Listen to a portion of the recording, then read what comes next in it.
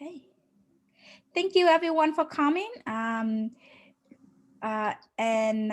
thank you to Nick Kelch from ESRI, who will be presenting on the topic of virtual career fair preparation.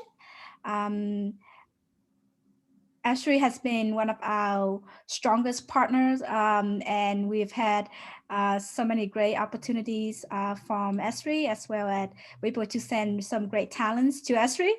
So that's why they keep coming back for more talents. And I think this topic is very useful and timely. So without further ado, Nick, you can take it away.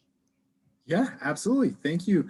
Thank you, Lillian. I'm excited to be here, and quite honestly, I was honored to be asked to join you today and kind of give some advice on how to prepare for your career fair. So with that being said, I thought quite a bit about how to actually prepare for a virtual fair. And while there's some things that are definitely unique to that, I tried to come up with practice that I feel is going to benefit you across the board while also helping you from a virtual standpoint, just because in general, there's a lot of things to take into account. So I'm going to kind of bounce around here a little bit.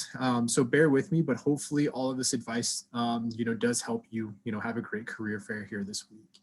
First thing that I wanted to do was just start off by introducing myself and kind of giving you a little bit of a background on myself.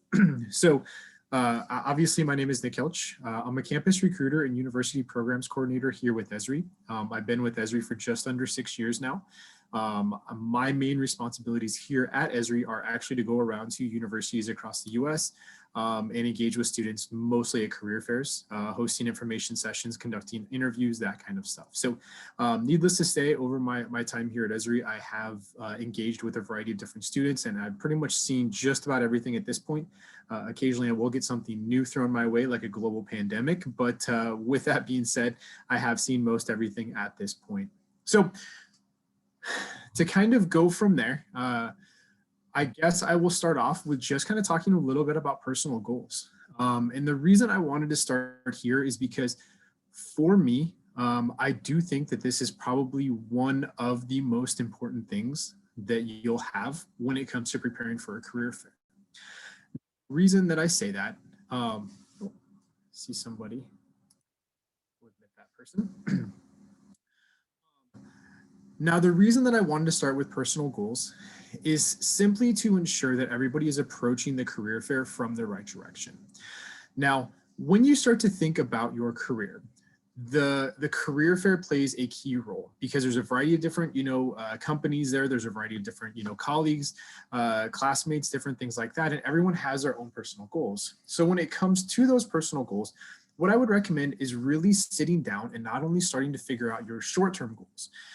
Short-term goals, essentially looking at it and saying, you know what, hey, what do I want to do immediately in my career? What type of skills do I want to start with in my first job? What type of skills or how will those skills play into my long-term goals? Where do I see myself going in the long term in my career? All of these things are going to help you with the preparation for the virtual career fair, simply because if you go into a career fair with just this idea of engaging with different employers and just kind of, saying, hey, I'm looking for jobs, you may get matched up with a job that's not going to help you align with your long-term career goals. Now, I'll give you a short example of this, and I'll actually give you my personal example. So I got my degree in geography and GIS back when I was in school. When I graduated college, I took a job as a GIS technician, worked there for a couple of years, and then eventually moved up to Minneapolis, where I currently reside, and worked as a GIS technician up here for a local company. Now, that company that I took the job for didn't necessarily provide me with the right skills to help me be successful in the long term, and eventually pushed me out of GIS because I really didn't take this into account. I didn't know what my long-term goals are. And so when you start to think about your personal goals in relation to a virtual career fair, if you take that first job or you take that company that maybe doesn't align with your long-term goals, even though you have a job offer there, it may potentially derail your career and not help you achieve your long-term goals. So going back to the personal goals, what I really kind of recommend is sit down, sit back, take a look, jot down some ideas, go on a variety of different, job search sites, really explore the different job titles, really explore the different companies that you're interested in, and make a list and really look at the skills that you're most interested in and moving forward with, and the skills that you want to develop up front. And that will help you kind of put together this list of employers that you want to see.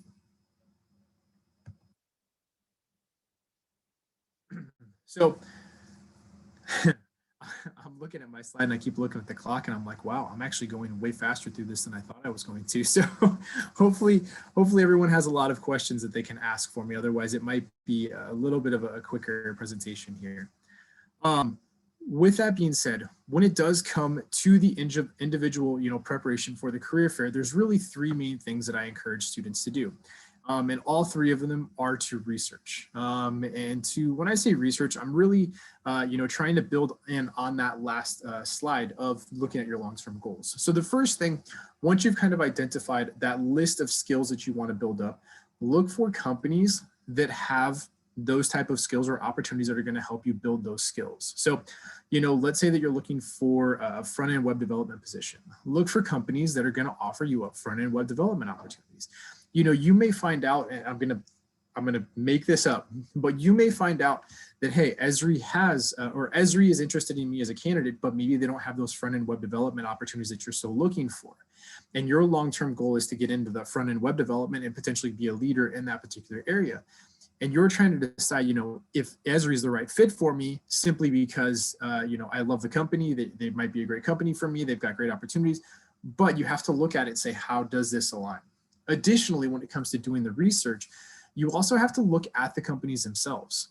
If I go back to my personal example, if I would have taken the time to research and understand the company that I was joining when I joined up here in Minneapolis, I would have probably realized that that company wasn't going to help me build the skills that I needed to in the long term. So when it comes to researching and looking at the companies, I do strongly recommend first and foremost popping over to Glassdoor. Now, I'm sure most everyone has probably spent a little bit of time at Glassdoor looking at different compensation levels and different things like that. And really, while compensation is, huge, it's definitely a portion of everyone's life. Another fact that I think is almost equally as important is the reviews, as well as the interview process, and a variety of the other things that Glassdoor offers up. Now, when it comes to Glassdoor, one thing that I do want to mention is, by far and large, the people who comment on that site are disgruntled employees or employees who aren't overly happy, or there's employees who are just ecstatic. Your traditional normal employee likely won't just randomly go on Glassdoor just to leave a review of their company. So take that into account when you are reading reviews, that you're either reading a review from a remarkably happy employee or a remarkably frustrated employee. So try to find the middle ground and use that to help you shape your opinion of that organization. Again, looking at Glassdoor should kind of help you build that foundation. From there, go to their website, really truly understand what they do. When I say that, if you go to ESRI's website, our website is built for our customers, as it should be. So when you look at our website, you'll get this idea that ESRI does a lot with data. You'll get this concept that ESRI does a lot with analytics and does a lot of really amazing analysis. But in reality, ESRI is a top-tier software company that really focuses on building the next generation and current generations of GIS technology. So because of that, if you just go to our website and use that to help shape your opinion, you might get this impression that may lead you to believe that the organization that you're looking at joining may not be the right organization for you in the long term. So definitely spend some time looking at their websites, going through their opportunities, looking at their different FAQs, looking at different training resources and all of the different information on their website. Now, again, just to kind of bounce back a smidge on this, what you're ultimately trying to do is compile a list of employers that you feel are going to help you achieve your long-term goals and I guess I should say your short-term goals. So you're trying to compile this list and ultimately you're trying to prioritize this list so that you know which companies to target, which companies have the opportunities that you want, and those are and that's how you're going to kind of continue to work through this. The last thing that I would recommend is looking up LinkedIn. LinkedIn I think is a great resource for viewing companies. Not only are you looking up ESRI, for example, and granted I'm going to refer a lot of this back to ESRI because, well, I work here, but LinkedIn is a great resource as well. Now, the reason I say that is not because you can find out more information on LinkedIn, what their public profile is and all of that stuff, or can you look at their jobs? Yeah, you can do that as well. but that's also on their website. The reason that you're going to look at LinkedIn is simply because you will be able to bounce around from individual employees' personal profiles on their LinkedIn, and that will shed insight into the actual candidates and what to expect at the organization.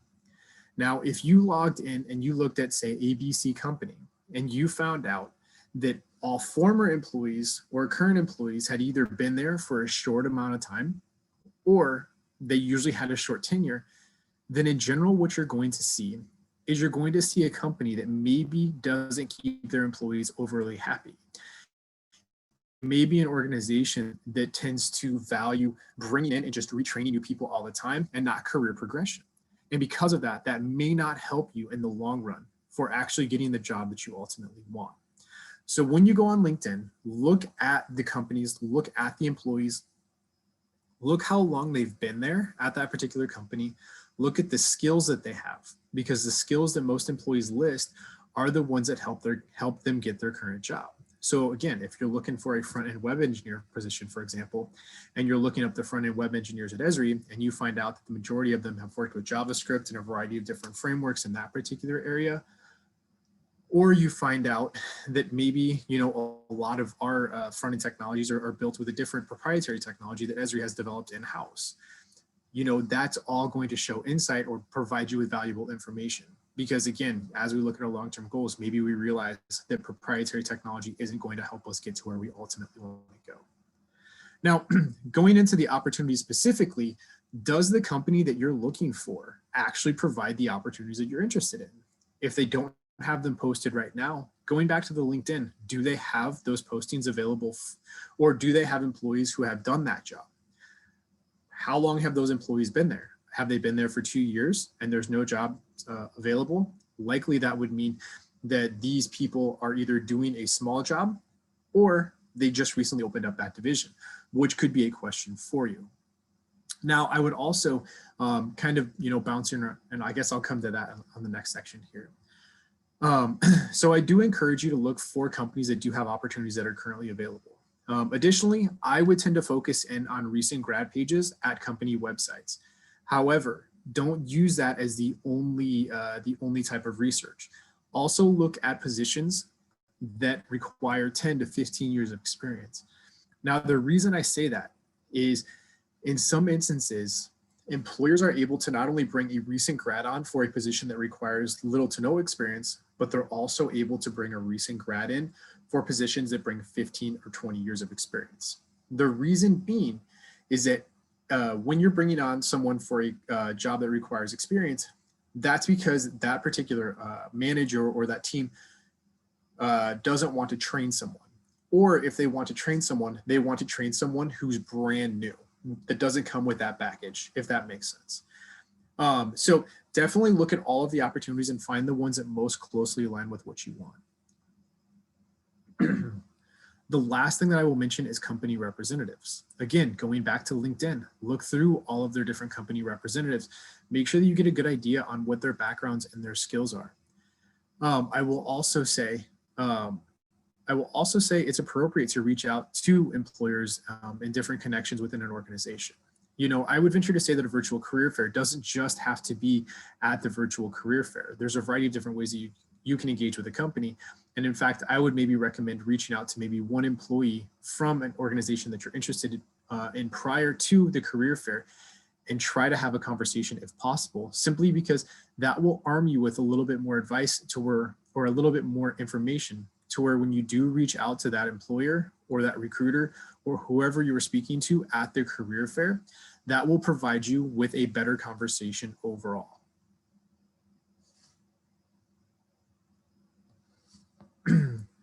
As far as actually looking at the career fair itself and ultimately what you're going to want to do, I do encourage you to actually sit back and look at your background. Look at what you want. I'm going to throw a little bit of a quick story. I hope everyone has seen the movie Trading Places with Bill Murray and Dan Aykroyd from back in the 80s. Maybe you haven't, maybe you have, but he's looking good, Billy Ray feeling good, and I'll kind of talk about that. But I want to draw attention to my gifts because I'm kind of proud of them right now. With that being said, look at your background. You know, Obviously, in today's world, there's a variety of different background filters that you can upload and use, which are fantastic. Sometimes software or technology doesn't allow you to have them, in which case I do encourage you to actually sit back and look at your background. Make sure it's neat, make sure it's tidy, make sure it's put together. You don't want to have a background with a messy room or a messy desk. The reason being is that you're trying to set your professional, you're trying to put your professional foot forward, and you want to leave a best impression.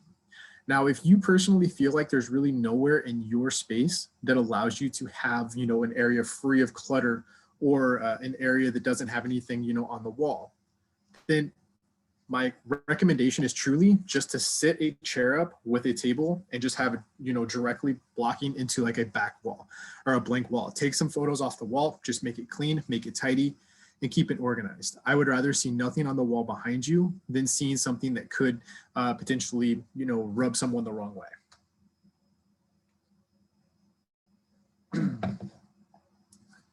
I will also encourage you, when it comes to that, to sit in a chair or stand up. And if you do choose to stand, excuse me, I have something in my throat.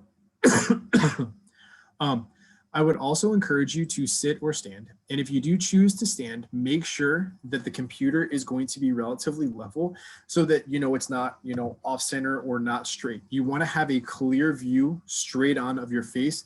You don't want it to be angled and be talking somewhere else, simply because you do want the engagement or the interaction with the representative from the organization to feel as if they are having a conversation with you personally. I also do recommend taking the time to get ready. One of the things that I have realized over the past semester of doing a lot of virtual career fairs is students are very casual when it comes to virtual meetings or virtual career fairs, anything like that. Boy, I really apologize. My genuine recommendation is to take the time to put on, get ready. Am I saying, that you need to put on a full business suit? No, that's not what I'm saying in any way, shape, or form. But if you have a nice button down, and quite honestly, I mean, truth be told, folks, waist down, you could wear a pair of shorts if you want, and I could care less. As long as from right here up looks good, or your mid chest up looks good, that's really all that matters, because that's what, a recruiter's going to see, unless of course a doorbell rings. And in that case, you just got to let that go. But no, with that being said, make sure that you put on a nice top, make sure that you take the time to do your hair, just overall do what you need to do in order to put, the best version of yourself out there. I personally truly believe that there is something more to actually, getting ready and feeling like I look good. If I feel like I look good and I put myself together, I tend to do better, and I'm going to have a better interaction with whoever I'm engaging with if I take the time to do that. So I do highly encourage that, because when you are engaging with a recruiter, we are able to, see that and feel that. We want to feel that, confidence that you do have.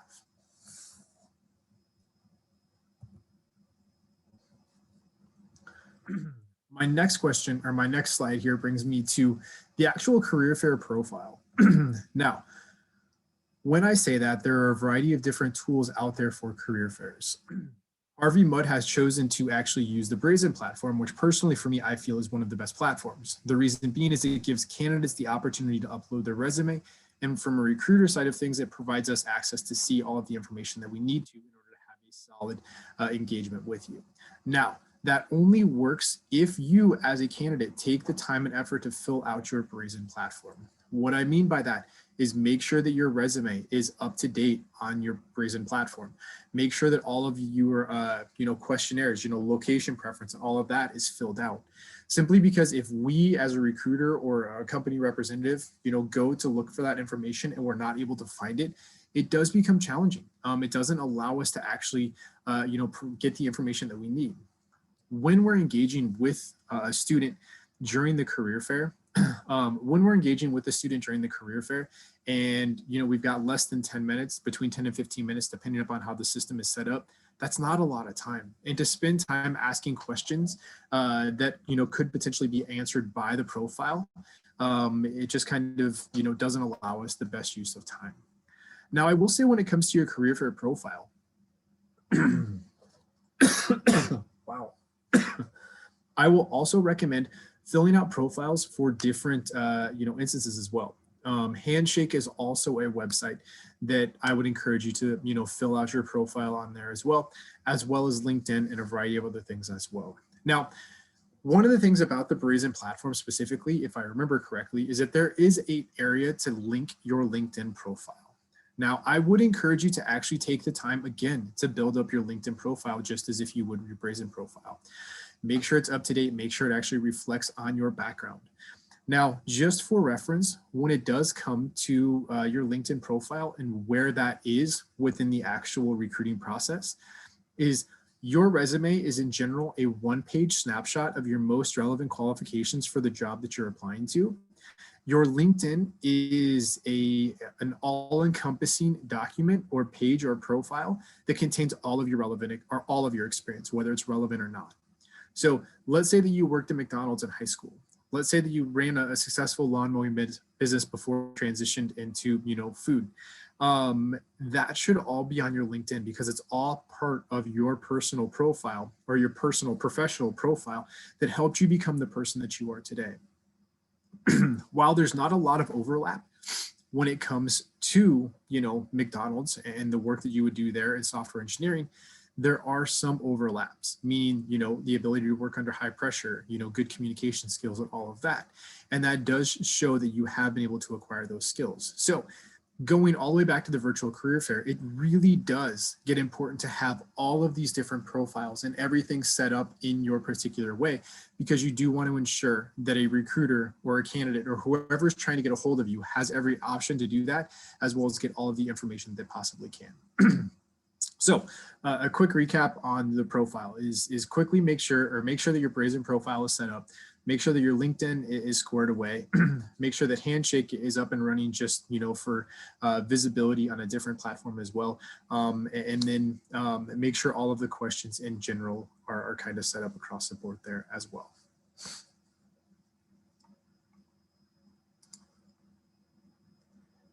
Now, I wanted to finish this last slide. And like I said, it was a little bit of a more brief presentation than kind of what I was expecting. Hopefully it's been beneficial for everyone. But I wanted to finish up with just some general tips on how to actually navigate the day of and how to have the best success when it does come to actually engaging with employers in a variety of different ways. And the first thing that I'm going to bring up, and I really can't emphasize this enough, is to be concise. Again, we are on a time limit. The Brazen platform will actually cut you off. I want to say we start with anywhere from 5 to 10 minutes, and then the employers have the opportunity to extend that should they see that, should they deem that necessary to continue the conversation.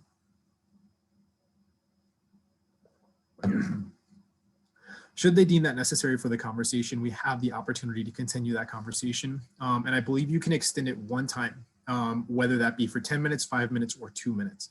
So at most, you would have a 20-minute conversation, which 20 minutes is quite a while, don't get me wrong, but on the same token, in some instances, it can be very challenging because students do have a tendency to get very excited and to overshare about their projects. So what I will say is when a recruiter asks you a question, whatever that question is, be concise, get to the point, convey the point, and then finish up. In some instances, it may result in awkward silence, and that's okay. Awkward silence is actually something that some recruiters will use to gauge a candidate during an interview, just to see how they handle that awkward silence. Do they actually try to go back and continue talking, or are they okay with that awkward silence? So answer the question, be concise, get your point across, and then just wait for the next question. In some instances, and I guess I should mention that when it does come to that, if an employer wants more information on the particular topic that they were talking to you about, that you were concise with, then in that case, they will actually continue and ask you more questions in that particular manner. You don't want to be so concise, though, that it provides no information at all.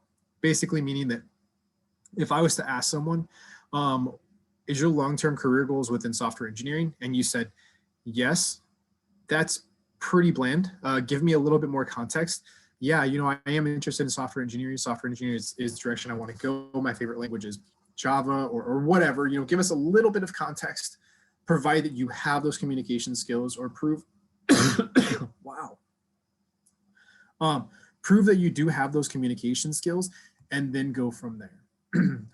During the conversation, I also encourage you to ask questions. Now, I have always kind of maintained this idea that when you're trying to get a job, especially as a student, you're trying to get a job from multiple companies, and companies understand that you need to get a job. You're applying at a variety of different places. So to me, I always kind of think or relate it back to dating. Okay, we know you're dating multiple companies, but when you're talking to us, we want you to make us feel like we're the only person that you're whining and dining. Basically meaning ask questions that really show you're interested in ESRI. Don't give me a generic questions like, hey, can you describe the culture? Yeah, of course I can describe the culture. But my hope is that you were able to determine a little bit of what that culture is based on your research prior to the career fair. Ask me questions that really help you shape your overall opinion of the organization. Because here's a true fact. As we go all the way back to that first slide of, look at your goals. You are the one who's trying to get the job for you. You're the one who's trying to determine, is the organization that you are talking to going to be the company for you? So ask questions to help you determine that information. Don't just ask the generic questions that, career services, no offense, Lillian, or any of the other career services at Harvey Mudd or Caltech have told you to ask, but ask the real questions. For me, I'll give you guys a little bit of a tidbit of advice. When I'm evaluating a job, what I do is I look at any job within 3 years. I basically say, the first year is going to be training. The second year is me starting to master. And my third year at any job is when I really, truly master that job. So ask questions to that company about the first 3 years to get a better understanding and a better expectation of what to expect and how that's going to shape your career. Going from there, confirm that the company representative has access to your information. Brazen is a great platform because it does provide access to your resume. However, it may not be that case anyway across the board. So what I will say is ask for an email address from each representative so that you can follow up directly with them, provide them with your resume, recap the conversation and go from there. Now, when I say that, during the conversation, you want to make sure that you ask about the next steps. What do the next steps look like? Treat this as a 10-minute interview with an employer. It's the best way to kind of approach that. But ask about next steps. Hey, we've had this conversation. How does this conversation play into the next steps and what are the next steps? Oh, okay, great. Well, Lillian, the next steps here are for you to go on our website and get your application in. Once you've done that, follow up with us here, so on and so forth. So ask those questions. And again, make sure that you ask for a contact information or some way to engage with that recruiter or that company representative after the career fair, because you want to ensure that you have that information. So that I would venture to say is probably like the best tips that I can provide there. I will say, as I say, those are some of the best tips. I would also recommend taking the time to actually look at your resume. Think of some projects. Think of some projects that really, shine in your mind, that you're really proud of, so that when someone asks you to describe a project or talk about your previous work experience, you can really rattle that off. Come up with scripted answers in your mind, or put together a series of notes in your mind that you can quickly reflect back on. Because if you don't have those, you're going to find yourself stumbling over your words, and that 10 minutes can go very, very quickly in that account. So in general, I would say, be concise with your answers. Make sure you ask, legitimate questions. Going from there, definitely make sure that you ask for contact information and what the next steps are. Be yourself when it comes to that. If you're a little bit more extroverted, it's okay to be extroverted. If you're a little bit more introverted, be introverted, because you want that company representative to actually understand who you are, because you don't want to join a company where the expectation is that you are more extroverted and going to be out there, when in reality you're not, because you're not going to be happy with that employer, long term. So with that being said, I'll leave some time for questions here, but there's my contact information. So you are more than welcome to reach out with any questions that you do have. Other than that, I do appreciate everyone coming out today, and hopefully that was helpful for you as far as preparing for the